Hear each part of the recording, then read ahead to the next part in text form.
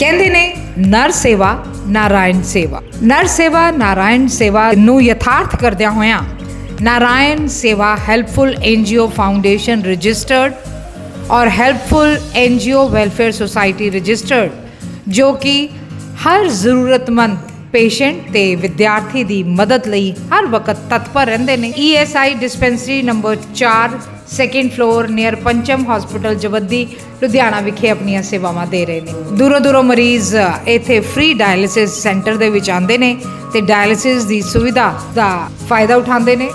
ये free dialysis centre helpful NGO चला रही है in collaboration with happy forging limited UCC Jawaddi Ludhiana. सारी टीम ने इत्थे सेवा निभा रहे दीपक जी नाल गलबात की जिन्हां ने सानू इस NGO बारे विस्तृत जानकारी दी और उन्होंने दस्सिया कि नर सेवा नारायण सेवा नू किस तरह यथार्थ किया जा सकता है।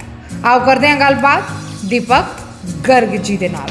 दर्शकों, पंजाब प्लस चैनल पे आपका स्वागत है। आज हम एक ऐसी किस्से के साथ आपको मनाने जा रहे हैं जिन्होंने इनिशिएटिव लिया है कि हमने इस एरिया में लुधियाना के और आसपास के इलाकों में जो भी लोग अपनी किडनियों से पीड़ित हैं, जो भी लोग डायलिसिस चाहते हैं, उनके लिए फ्री डायलिसिस का एक बहुत बड़ा यूनिट यहाँ पर हम देख रहे हैं। दीपक जी, स्वागत है आपका हमारे स्पेशल शो में।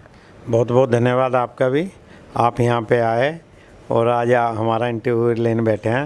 आपका और आपके चैनल का बहुत बहुत धन्यवाद। सर, आम लोग तौर पर हम देखते हैं कि यहाँ भी चैरिटेबल चीज़ें जो होती हैं वहाँ पर ऐसा एटमॉस्फेयर हमने आज तक नहीं देखा। यहाँ पर फ्री लोगों को खाना दिया जाए और AC में, और एक ऐसा एटमॉस्फेयर यहाँ तो ये लग रहा है कि यहाँ कोई 5 स्टार होटल में बंदा आया हुआ है।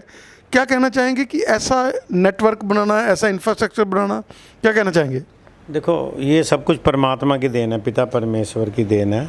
हमने तो कुछ नहीं किया, पिता परमेश्वर मैंने मेरे बाबे नानक ने हमें आदेश लगाया, सेवा में लगे। हाँ, आपके चैनल के माध्यम से मैं ये कहना चाह रहा हूँ, ये भारत का एक पहला डायलिसिस सेंटर है जिसमें 35 मशीनें लगी हुई हैं, जिसमें मरीज़ जो बाहर से भी आ रहे हैं, हमारा रहना खाने पीने का हर चीज़ फ्री है।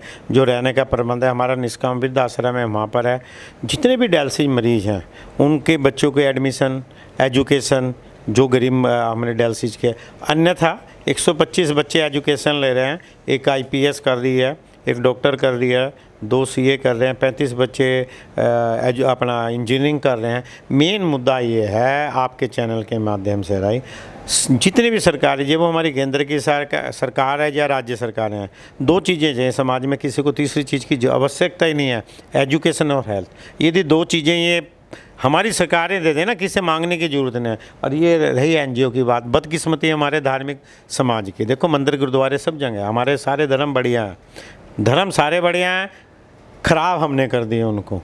एक मोहल्ले में एक मंदिर भी है, गुरुद्वारा भी। मैं पंजाब की बात कर रहा हूँ, हमारे यहाँ पंजाब की।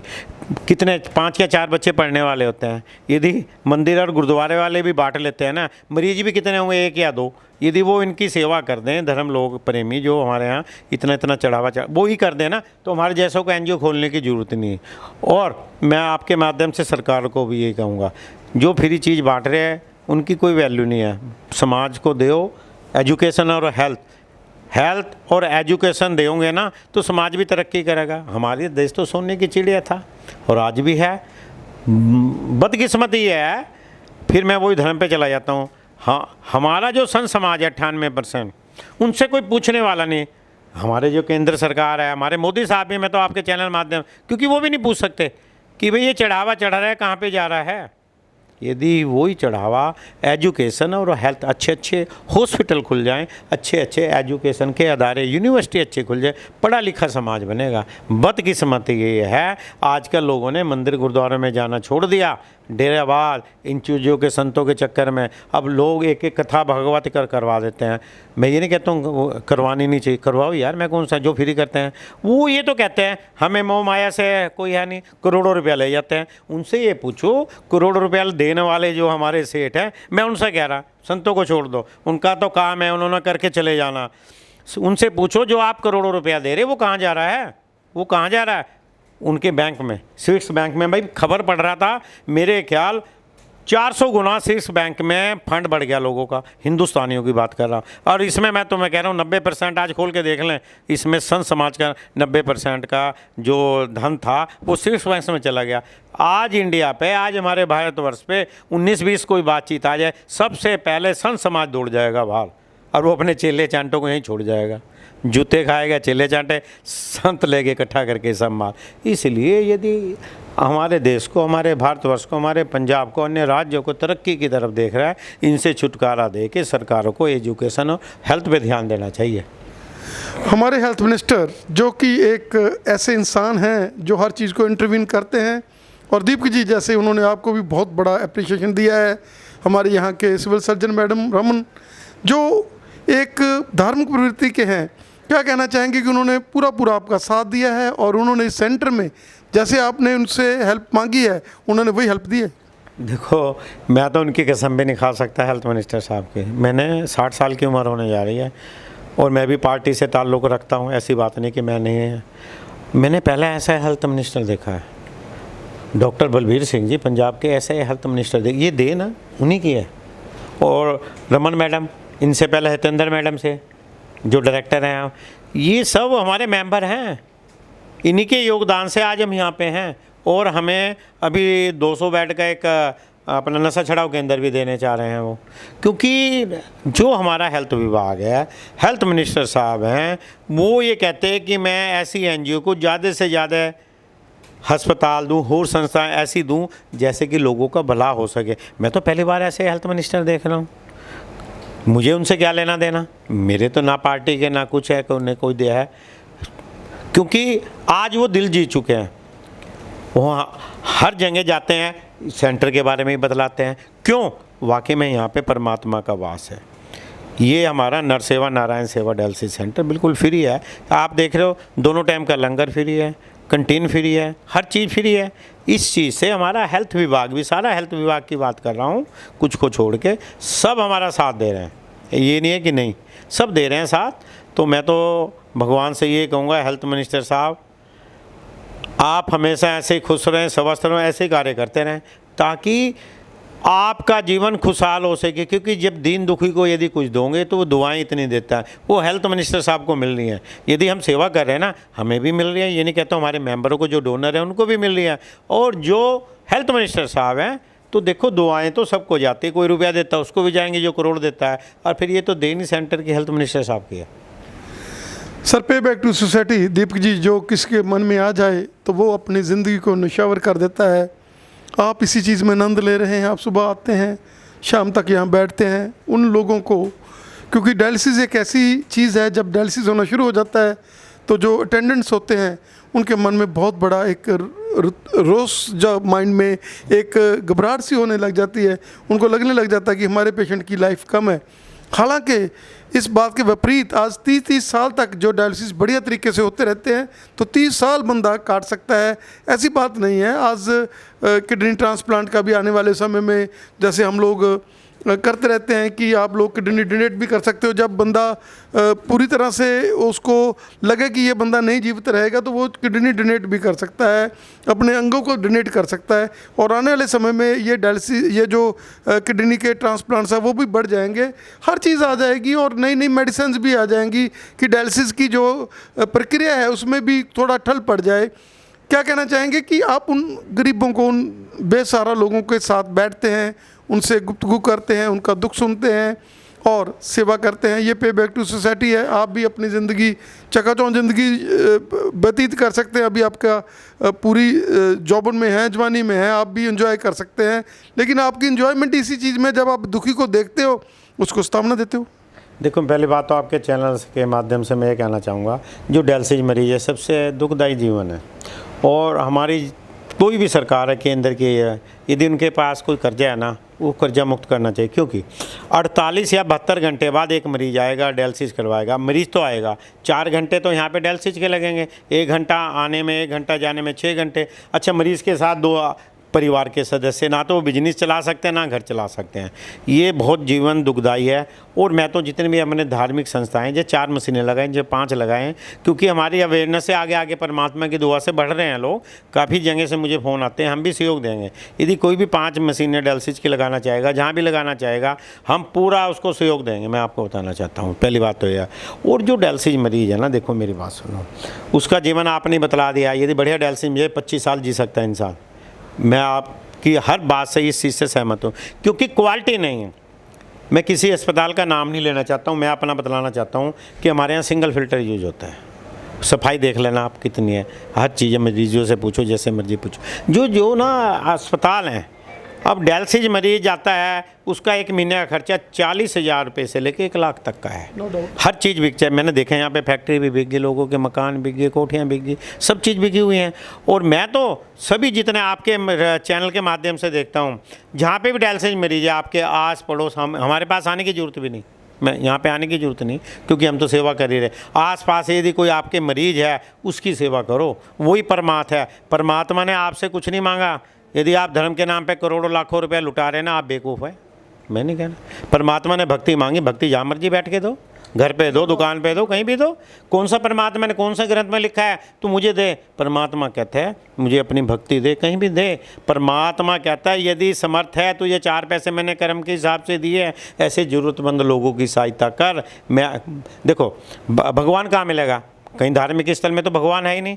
मन की शांति मिलती है, भगवान ही चलती फिरती मूर्तियाँ हैं पीछे ना, ये सब चलते फिर, यहाँ पे हर किस्म का भगवान मिलेगा आपको। तो इनकी सेवा करो, यही जीवन है, ये इंसानियत है। धर्म अपने बनाए, भगवान ने सृष्टि के रचयिता ने सृष्टि का सर्जन किया। धर्म तो हमने नीचे आके बना लिए, बस वो जैसे मर्जी है सब बनाओ, कोई बात नहीं, इससे कोई किंतु परंतु नहीं। बाकी पखंड ना करो, पखंडी ना बनो।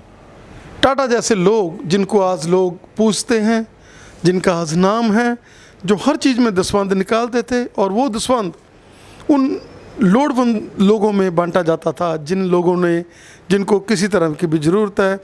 अगर ऐसे लोग जो इतने बड़े होकर, जिनको जो वर्ल्ड के एक इनामी लोग हैं, अगर वो भी अपना दसवंध निकालते हैं, तो जैसे गुरुओं ने बोला है कि जब हम दसवंध निकालते हैं तो उसके बाद हमें कोई ना तो हमारे कोई ऊपर कोई डाका पड़ेगा, ना हमें आग खाएगी, ना पानी हमें अफेक्ट कर सकेगा।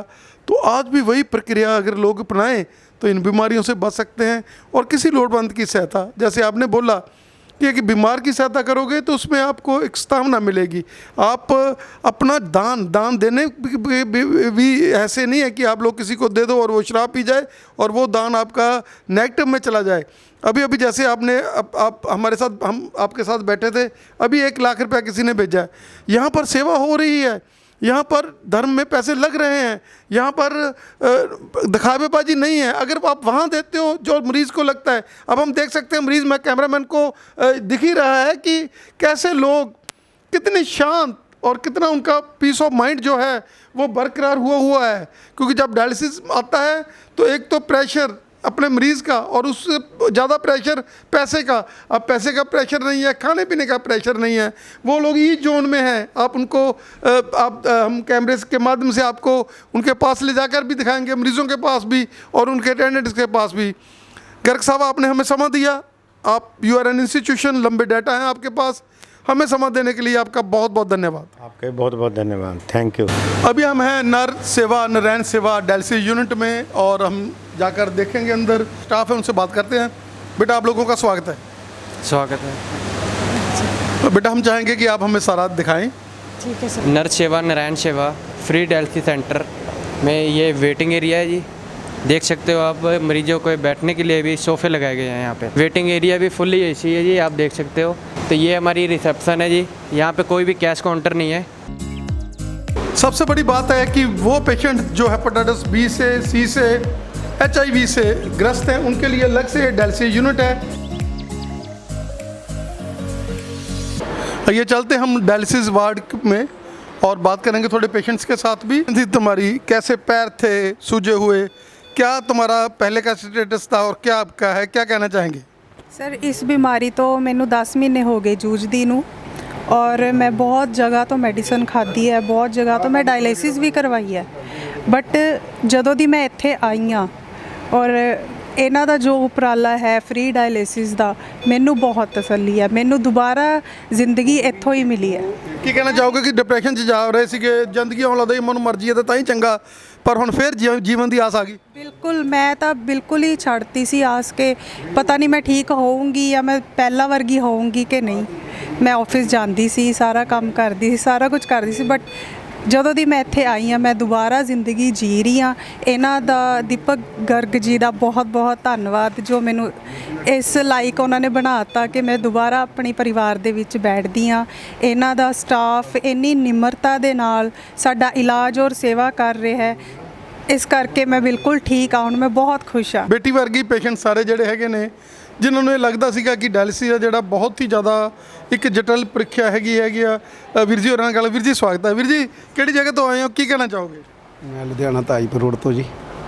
ਹਾਂਜੀ, ਬਹੁਤ ਵਧੀਆ ਸੈਂਟਰ ਹੈ ਜੀ। ਬਹੁਤ ਕੀ ਕਹਿਣਾ ਚਾਹੋਗੇ ਕਿ ਪਹਿਲਾਂ ਡਾਇਲਿਸਿਸ ਦਾ ਬੜਾ ਹਊਆ ਜਿਹਾ ਸੀਗਾ, ਲੇਕਿਨ ਜਦੋਂ ਤੇ ਇੱਥੇ ਆਉਂਦੇ ਆ ਹੁਣ ਉਹ ਲੱਗਦਾ ਵੀ ਈਜ਼ੀ ਗੋਇੰਗ ਜੀ ਗੱਲ ਆ, ਚੱਲ ਕੋਈ ਆਪਦੇ ਘਰ ਵਰਗਾ ਹੀ ਲੱਗਦਾ ਜੀ। ਘਰ ਵਰਗੀ ਫੀਲਿੰਗ ਤੁਸੀਂ ਦੇਖ ਸਕਦੇ ਹੋ, ਘਰ ਵਰਗੀ ਫੀਲਿੰਗ ਹੈਗੀ ਆ। ਮਾਤਾ ਨਾਲ ਗੱਲ ਕਰਾਂਗੇ। ਮਾਤਾ ਕਿਹੜੀ ਜਗ੍ਹਾ ਤੋਂ ਆਈ ਹੋ ਭਾਈ? ਬੈਸ ਪਿੰਡ। ਹਾਂਜੀ, ਤੇ ਕਿੱਦਾਂ ਹੁਣ ਮਹਿਸੂਸ ਕਰ ਰਹੀ ਆ? ਲੱਗਦਾ ਵੀ ਥੋੜਾ ਜ਼ਿੰਦਗੀ ਦੀ ਆਸ ਜੀ ਹੋ ਗਈ ਹੈ? ਨਹੀਂ ਹੋ ਗਈ ਸਰ, ਹੋ ਗਈ ਆਸ, ਕੋਈ ਆਸ ਪਹਿਲਾਂ ਤਾਂ ਨਹੀਂ। ਪੈਸਿਆਂ ਦਾ ਵੀ ਔਖਾ ਸੀਗਾ, ਹੁਣ ਉਹ ਪੈਸੇ ਵੀ ਨਹੀਂ, ਰੋਟੀ ਵੀ ਇੱਥੇ ਮਿਲ ਜਾਂਦੀ। ਹਾਂਜੀ, ਚਲੋ ਮੈਨੂੰ ਤਕਲੀਫ ਨਹੀਂ ਹੈਗੀ ਹੁਣ। ਹਾਂ, ਬਹੁਤ ਹੀ ਬੈਸਟ ਤਰੀਕੇ ਦੇ ਨਾਲ ਜਿਹੜਾ ਹੈਗਾ ਇੱਥੇ ਸੇਵਾ ਹੋ ਰਹੀ ਹੈਗੀ ਆ। ਹਾਂਜੀ ਵੀਰ ਜੀ। ਪਹਿਲਾਂ ਬਹੁਤ ਦਿੱਕਤ ਸੀ, ਬੜਾ ਪੈਸਾ ਲਾਇਆ ਜੀ, ਘਰ-ਬਾਰ ਵਿਕਣ ਤੇ ਆ ਗਿਆ ਸੀ, ਇਹਨਾਂ ਨੇ ਬਚਾ ਲਿਆ ਸਾਨੂੰ। ਤਾਂ ਉਹ ਲੋਕ ਜਿਨ੍ਹਾਂ ਦੇ ਘਰ-ਬਾਰ ਵਿਕਣ ਤੇ ਆ ਜਾਂਦੇ ਨੇ, ਉਹਨਾਂ ਨੂੰ ਇੱਕ ਜ਼ਿੰਦਗੀ ਮਿਲਦੀ ਹੈਗੀ ਆ। ਔਰ ਹਮੇਸ਼ਾ ਇਹ ਸੈਂਟਰ ਜਿਹੜਾ ਹੈਗਾ ਉਹ ਸੇਵਾ ਦੇ ਕੇਂਦਰ ਵਾਂਗੂ ਸੇਵਾ ਕਰਦਾ। ਵੀਰ ਜੀ ਨਾਲ ਗੱਲ। ਵੀਰ ਜੀ ਸਵਾਗਤ ਹੈ ਤੁਹਾਡਾ। ਕਿਹੜੀ ਜਗ੍ਹਾ ਤੋਂ ਆਏ ਹੋ, ਕੀ ਕਹਿਣਾ ਚਾਹੋਗੇ? हिल रोड तो आए हैं सर। बहुत अच्छा है सर इतने। हर चीज़ फ्री है सर।